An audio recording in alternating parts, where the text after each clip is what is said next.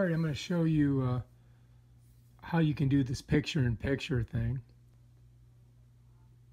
Alright, so I'm going to go in here. I'm going to find this video. I'm going to click on it. There we go. Now I've got it in here. So now what I'm going to do is I'm going to touch it. It's going to give me this little box up here. I'm going to click that. And what it does is it shrinks it down. Now if I touch it once, if I touch it twice, it shrinks. If I touch it 2 times, it pops up, shrinks, gets bigger. Now if I want to move it to the side, I can. That little tab there lets me know I still have that video.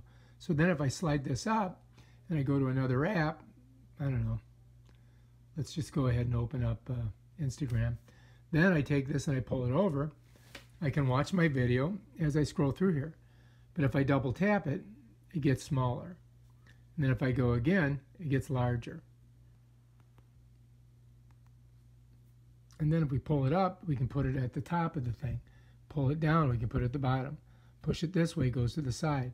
Push it that way, it comes back. Push it that way, it goes to the side. Pull this up, it goes up there. Pull it that way, it goes that way. Push it this way, pull it down, bam. So you can do all these different things with video and video, or picture in picture. If you want to get rid of it, you just go like that. And then your app's gone. If we click this, it goes back to the original video.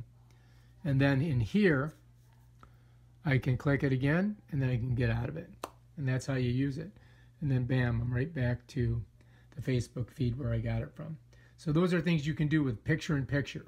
If you like this video, subscribe to my channel and check out my other awesome videos on how to do stuff on your iPhone. Peace out.